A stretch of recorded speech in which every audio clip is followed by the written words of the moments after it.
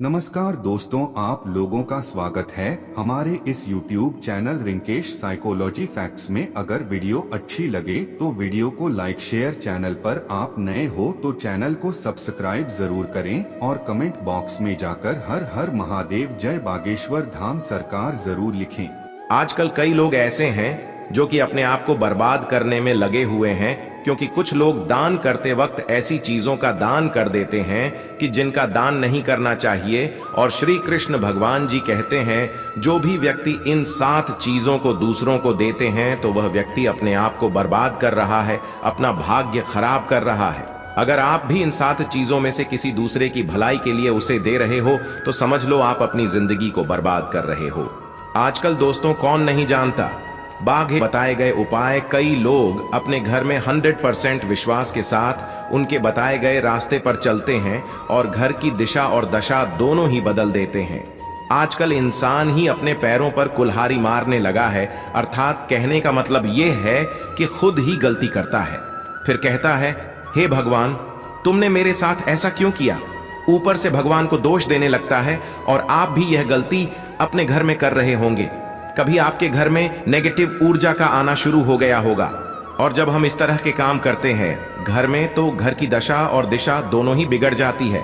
दोस्तों भूल कर भी इन 7 चीजों को किसी को भी ना दें, नहीं तो आपको सड़क पर आने में कुछ वक्त लगेगा। भगवान श्री कृष्ण के अनुसार मनुष्य को अपने घर की चीजें भूल से भी दूसरों को कभी उधार में अथवा भेंट में नहीं देनी चाहिए। इन चीजों के साथ ही घर से लक्ष्मी भी चली जाती है। हमें बचपन से ही सिखाया जाता है कि दूसरों की मदद करने से, दूसरों को दान देने से मनुष्य को पुण्य मिलता है। भगवान श्री कृष्ण के अनुसार जो मनुष्य अच्छे कर्म करते हैं उन्हें उसका अच्छा फल ही मिलता है, परंतु कुछ चीजें ऐसी होती हैं जो आपको भूल से भी दूसरों को नहीं देनी चाहिए, क्योंकि ये चीजें अगर आप दूसरों को देते हैं तो इन चीजों के साथ आपके घर की सुख समृद्धि भी चली जाती है, क्योंकि इन्हीं चीजों के साथ आपके घर की शांति सुख समृद्धि जुड़ी हुई होती है। अगर ये चीजें आप दूसरों को दे देते हैं तो आपको दरिद्रता का सामना करना पड़ सकता है। कई लोग कहते हैं ये हमारा घर वास्तु शास्त्र के अनुसार चलना चाहिए। अगर जो व्यक्ति वास्तु शास्त्र के अनुसार नहीं चलता है तो उसके घर में बर्बादी के लक्षण दिखने लग जाते हैं। आपको बर्बाद नहीं होना है, आपके घर को बचाना है। आपके घर में रहने वाले हर सदस्य ठीक रहे। रसोई घर में ये गलती मत करना कभी। और ईश्वर कहते हैं कि जो भी व्यक्ति अच्छे तरीके से पूजा पाठ करता है उसे मैं स्वीकार करता हूं, उसकी हर मनोकामना को मैं पूरा करता हूं। वीडियो में आगे बढ़ने से पहले अभी ही वीडियो को लाइक कर और नीचे कमेंट बॉक्स में लिख दो, सच्चे दिल से जय महालक्ष्मी। दोस्तों विष्णु पुराण में इन चीजों का उल्लेख किया गया है। इन चीजों का संबंध मां लक्ष्मी से माना जाता है और हम सभी जानते हैं कि मां लक्ष्मी का हमारे जीवन में कितना अधिक महत्व है। जिसे घर पर मां लक्ष्मी की कृपा होती है वहां पर सदैव धन, वैभव, सुख, शांति का आगमन होता है। अगर महालक्ष्मी किसी कारणवश रुष्ट हो जाती है तो घर से सुख, संपत्ति और वैभव भी नष्ट हो जाता है। इसलिए आप यह ध्यान में रखें कि अपने घर में मौजूद ऐसी चीज है जिनका संबंध मां लक्ष्मी से है, दूसरों को कभी उधार ना दें। जो भी व्यक्ति आज इन 7 चीजों को अच्छी तरीके से जान लेगा तो वह व्यक्ति किसी को भी नहीं देगा और उसके घर में सुख शांति रहेगी। आज दोस्तों कुछ भी हो जाए, आप इन 7 चीजों के बारे में जानकर ही जाना है। व्यक्ति चाहता है कि उसके जीवन में सुख शांति बनी रहे और घर पर धन का अभाव न रहे, लेकिन केवल मेहनत करने से व्यक्ति की यह चाहत पूरी नहीं होती है। कई बार ऐसा होता है, आमदनी अच्छी होने और खूब मेहनत करने पर भी घर पर धन का अभाव बना रहता है। इसका कारण है जाने अनजाने में हुई गलतियां। शास्त्रों में ऐसी कई नीतियों के बारे में बताया गया है जिसका पालन करने पर जीवन की कई समस्याएं दूर हो जाती हैं। दोस्तों इतना ही नहीं, इन नीतियों का अनुसरण करने पर घर परिवार में सदैव खुशहाली बनी रहती है और मां लक्ष्मी की कृपा से कभी पैसों की कमी नहीं रहती है। गरुड़ पुराण, जो कि हिंदू धर्म का महत्वपूर्ण ग्रंथ माना जाता है, इसमें ऐसी कई बातों का उल्लेख मिलता है जो कि गरीबी और दरिद्रता का कारण बनती है। अगर आप इन कामों को करते हैं तो आज ही इसे छोड़ दें, वरना कई तरह की परेशानियां झेलनी पड़ सकती है। अब यहाँ पर कुछ दोस्त ऐसे भी होंगे जो हमारी बातों को हल्के में लेंगे, क्योंकि उन्हें वास्तुशास्त्र का ज्ञान नहीं है। इस पर एक कहावत भी प्रचलित है कि बंदर क्या जाने अदरक का स्वाद। अर्थ ये है, कोई भी व्यक्ति वास्तुशास्त्र के बारे में नहीं जानता है तो फिर इन उपायों में या वीडियो देखने व विश्वास ही नहीं करता है। इसलिए सही सटीक 100% जानकारी के साथ में जानने के लिए इस वीडियो से जुड़ जाना दोस्तों। वीडियो को आगे बढ़ाते हैं। आपके पास अभी जितने भी काम हैं उनको साइड में रख दीजिए। ध्यानपूर्वक जो आपको बताया जा रहा है उसे देखिए और सुनिए। ये सबसे पहली चीज है पत्नी के गहने दोस्त। स्त्रियों के आभूषणों को मां लक्ष्मी का प्रतीक माना जाता है। सुंदर आभूषणों से सुशोभित स्त्री मां लक्ष्मी के प्रतिबिंब की तरह दिखाई देती है। इसलिए जब भी हम गहने खरीदते हैं तो सबसे पहले मां लक्ष्मी के सामने रखकर उनकी पूजा करते हैं और इसके बाद ही उन्हें पहनते हैं। घर की स्त्रियों को घर की लक्ष्मी माना जाता है। उनके गले में आभूषणों का होना सुख समृद्धि को दर्शाता है। इसलिए अपने पत्नी के गहने कभी किसी को उधार में या दान में या दूसरों को इस्तेमाल के लिए कभी देने नहीं चाहिए। खासकर सुहागिन महिलाएं अपना मंगलसूत्र, पायल और बिछिया कभी किसी अन्य महिला को इस्तेमाल के लिए ना दें। इससे घर की बरकत और भाग्य भी उन गहनों के साथ चला जाता है और माता लक्ष्मी अत्यंत रुष्ट हो जाती है।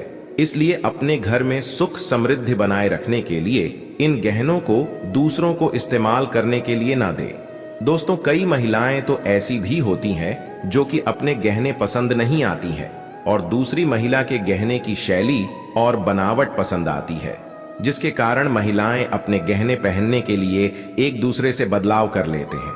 परंतु दोस्तों, ऐसा करना मतलब है कि आप अपने से मां लक्ष्मी जी को रूठ कर रहे हो और घर से बाहर भेजने की तैयारी कर रहे हो, क्योंकि आभूषण या गहने महालक्ष्मी जी का प्रतीक होता है और आपके अपने गहने ही आपको पहनने चाहिए।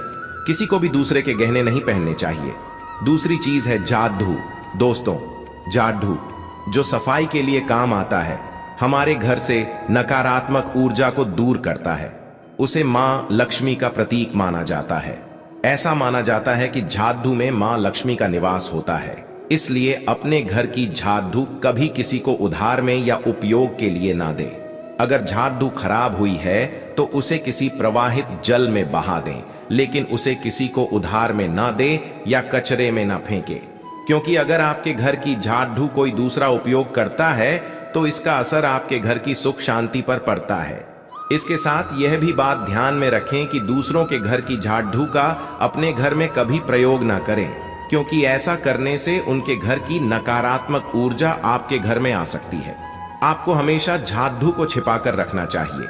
इसे ऐसी जगह रखें जिससे बाहर से आने वाले व्यक्ति की नजर इस पर ना पड़े।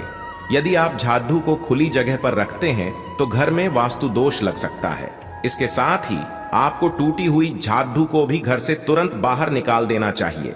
लेकिन आपको इस बात का ध्यान भी रखना चाहिए कि कभी भी झाड़ू को बिस्तर के नीचे नहीं रखना चाहिए और इसे किचन में भी नहीं रखना चाहिए। इससे आपके परिवार के लोगों के बीच लड़ाई झगड़े बढ़ सकते हैं। आपको इस बात का ध्यान रखना चाहिए कि झाड़ू पर कभी पैर नहीं लगाने चाहिए। यदि आप झाड़ू को पैर लगाते हैं तो यह माता लक्ष्मी का अपमान करने के समान होता है।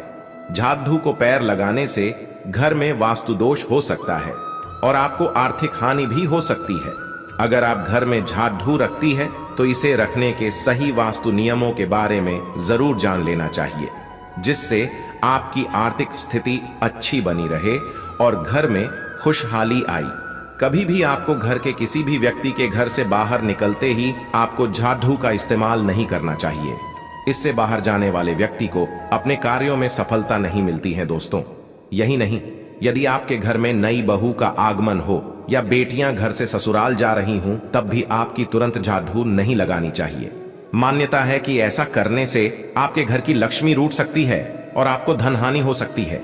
तीसरी चीज, सूरज डूबने के पश्चात दूध, दही, चावल, नारियल, आटा ऐसी सफेद चीजों का दान करना या दूसरों को उधार में देना अशुभ माना जाता है। ऐसा माना जाता है कि सफेद चीजों से बुरी नजर जल्दी लग जाती है। इसलिए सूरज अस्त होने के पश्चात अपने घर की वस्तुएं दूसरों को नहीं देनी चाहिए। इन चीजों को दान करने से आपके घर की सकारात्मक ऊर्जा कम हो सकती है। अगर आप किसी को देना ही चाहते हैं, उन्हें बाजार से खरीद कर दे सकते हैं। परंतु अपने रसोई घर से उठाकर भूल से भी दूसरों को ना दें। खासकर नमक तो भूल से भी नहीं देना चाहिए। चौथी बात दोस्तों, माँ लक्ष्मी धन की देवी है। माँ लक्ष्मी हमारे घर में सदा विराजमान रहे हैं। ऐसा हमें सदा ही प्रयास करना चाहिए जिससे घर पर महालक्ष्मी की कृपा होती है।